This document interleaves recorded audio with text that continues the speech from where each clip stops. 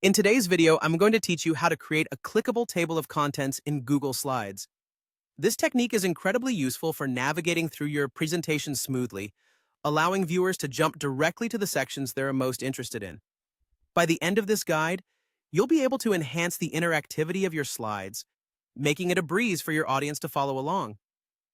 First, let's dive into the initial step, which is to start with a new slide. You'll want to add a fresh slide dedicated specifically to your table of contents. You can do this by going to the slide menu and selecting New Slide.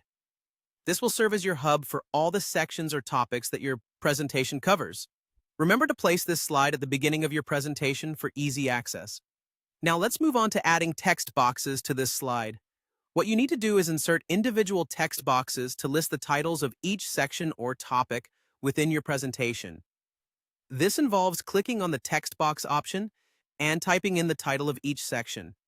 Make sure the text is large and clear enough so that it's easy to read and click on. By structuring it this way, you create a visual list that will soon become clickable links for easy navigation. Next up is the exciting part, inserting hyperlinks.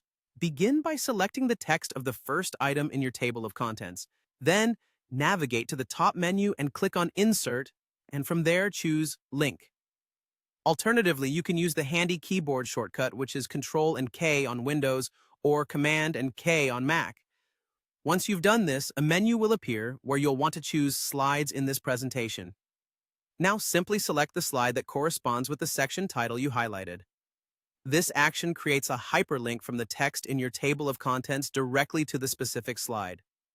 For maximum functionality, repeat this linking process for each item in your table of contents, ensuring that all sections in your presentation are linked appropriately.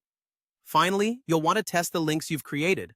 Run your presentation and click on each link in the table of contents to confirm that it navigates correctly to the intended slide. This step is crucial because you want to ensure that you've connected everything properly for seamless navigation. If any links aren't working as expected, revisit those sections and ensure the hyperlinks are set correctly. By following these steps, you'll have a dynamic table of contents that not only organizes your presentation, but also enhances the overall viewer experience by making it easy to access different parts of your presentation.